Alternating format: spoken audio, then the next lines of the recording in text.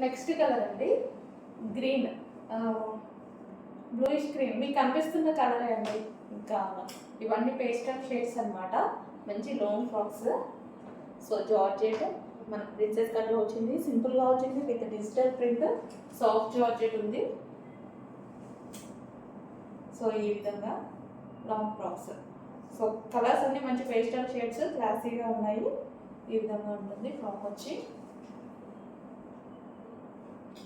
Georgette colour అయితే మీకు కనిపిస్తున్న కలర్ అండి, పేస్టల్ షేడ్. ఎగ్జాక్ట్గా ఆ కలర్ మీద మనకు ఐడియా ఉండలేదు.